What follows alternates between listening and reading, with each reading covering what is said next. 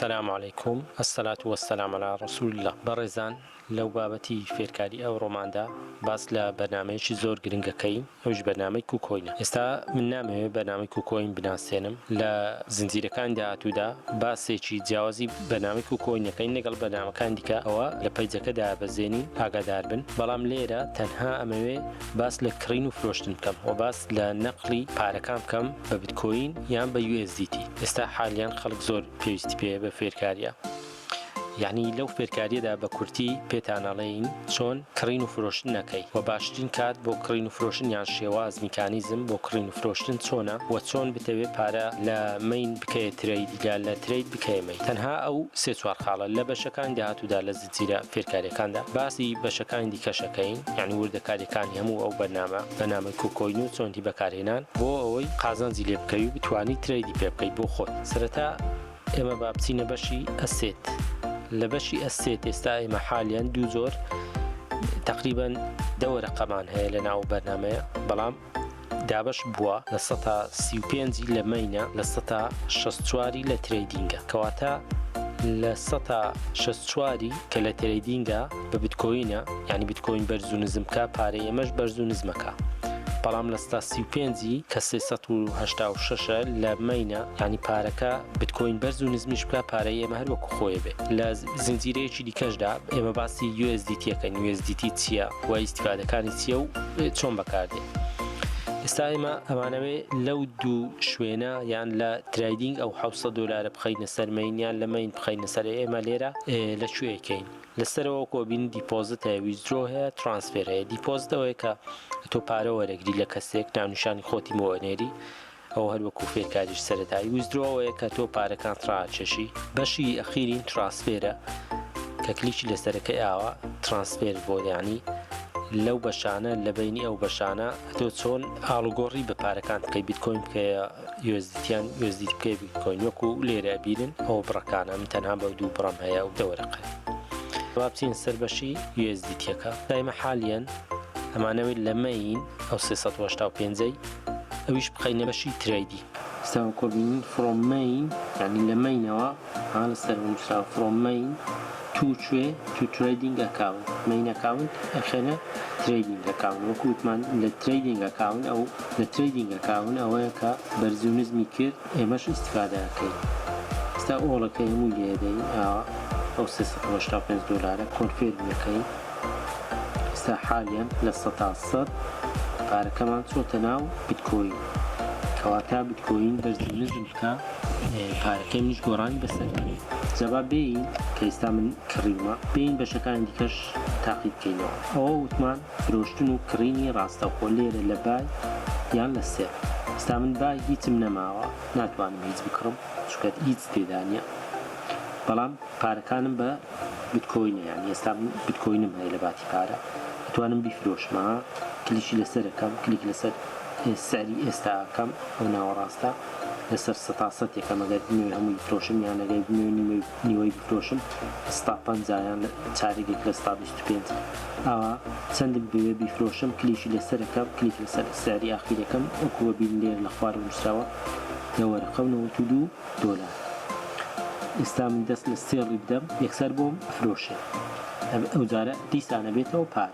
بابین لێرە ئەوە کڕین و فرۆشتنی ڕاستەوخۆ هیچ کێشەیەکمان نییە. من خۆ پێم ناکرێت دای مۆبایل بەدەستمەوە بێت و ئاوا تەماشای نرخەکان بکەم. ئێستا حالیان من چدانم ئۆردەرێک دانم. لە حاڵەتی قسەکردنی مندا بیتکۆین بە 322 وەرەقەیە. من لێرە ئەچم لێرە لە لیمیتەکە ستۆپ مارکیتە ڕەبژێنمەوە یەخیری کە ستۆپ مارکیت مەڵبژە ئەڵێم چی فرمانێکی پێدەم بەو بەرنامەیە، ئەڵێم کە بیتکۆین گەیشتە 355 وەرەقەی هەموو ئەو بڕە بیتکۆینەوەی هەمە کە ئێستا بە بیتکۆین ئەمە بۆم بفرۆشە. لێرە چی ئەدەمێ لە ستۆپ USDTەکە چی ئەدەمێ ئەو نرخەیە دەمێ کە من کە بازارەکە بگاتە ئەوێ. ئێستا بە 322 مناڵم کە گەیشتە 355 وەرەقە. لێرەش کلیکەکەم و لە 100 لێدەم ئاڵم هەموو ئەو ڕێژە بیتکۆینەی هەمە لە خوارەوەهان و کلیکی لەسەرەکەم 100 لێدەم. لەسەرەوەش نرخی بۆ خۆم دیارەکە ماڵم کە گەیشتە 355 وەرەقە هەمووم بۆ بفرۆشە. ئەجا دوایی دێم لێرە کلیک لەسەر سێڵیەکە، هەڵێ دووبارە ئەو شەش ژمارەیە داخل بکە، ئەو داخل بکە تاو. ئێستا من مۆبایلەکەی دانێم ئەی کوژێنمەوە، دوای 2 ڕۆژ تەماشای ناکەم، دوای مانگێک تەماشا ناکەم، ئەو بەنامەیە ئەو بۆم نەکات، چیم بۆکە. ئەو بڕە بیتکۆینەی هەمە هیچ دەستکاری ناکە وەکو خۆیەتی، تەنها ئەگەر بچینە سەر ڤیو ئۆردەر جاوە ستۆپ ئۆردەرێکە کلیک بکەن، تەماشا لێرە ئەو ئۆردەرەی من داومەتێ و فرمانە هەیە. ئەڵێ چی؟ ئەڵێ کە نرخی بیتکۆین گەورەتر و یەکسان بوو 355 هەمووم بۆ بفرۆشێ. توانم کەنسڵیشی کەم ئێستا، بەڵام کەنسڵ ناکەم، من چاوەڕێیەکەم ئەو بڕەپارەیە لێگەڕم کە ئۆتۆماتیکیان بە سعات 2 شەو بێکەم ناگام لێنیە کە نرخەکەی بۆ 355 وەرەقە بیتکۆین ئەو یەکسەر هەموو بۆ فرۆشێ. کە بۆی فرۆشتم ئەو جارە ئەبێتەوە پارە، کە بۆ پارە یعنی من 10 وەرەقەم هەیە بە 355 بۆ فرۆشتم، ئەو جارە ئۆردەرێکی دیکەی بۆ نمونە ئەدەمێت ئەچمە سەر بەشی بای ئەو جارە یعنی کڕین، ئەڵێم کە نرخی بیتکۆین بووە 320 کە بۆ 320 جا لێرە کلیکەکەم چونکە ئەو کاتێ بێ فرۆش بێتن، لێرە کلیکەکەمە ئەو جارە وەکوەوە پێشوو سپاسەتی لێدەم و لە خوارەوە بای لێدەم. دووبارە وەکو ئۆردەرێکە دانێمەوە، هەر کاتێک نرخەکە گەیشتە 320 ئەو بۆ مەکڕێتەوە. ئەو کردارە ئەتوانن ئاوا وردە ئیشی پێ بکەن، یعنی چۆ بارچینە سەر ئەو هێڵکاری ئەو دوو نقطانە لێدەن، ئەو هێڵکاریە کرێتەوە لێرەوە لاینەکەیەوە 8 ساعتەوە بماوە 1 ڕۆژەوە بماوە 1 هەفتە بەڵام ئێمە بە قسە لەسەر لاینەکە بکەین، لاین یعنی ئەو خەتەکە تەماشا ئەو لاینە چۆن بەرزومزمی کردووە، یعنی لێرە لە هەر حاڵەتێکدا توانی بۆ خۆت بڕەپارەیەک هەبێ ئیستیفادەی لێ بکەیت. بە 320 کڕیوە بڕۆ ئۆردەرێکی بدەیە بڵێ کە بووە 325 بۆم بفرۆشە، کە گەیشتەوێ ئۆتۆماتیکی بۆتە فرۆشێت و بەنامەیەش ئاگادار دەکاتەوە.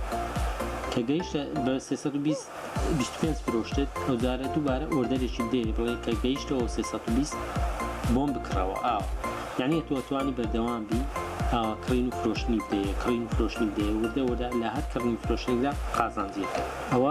ئەو باسە بوو کە من ئەوڕۆ بە پێویستم زانی بیکەمە فێرکاری بۆ ئەوەی بەڕێز بۆ ئیستیفادەی لێ بکەم.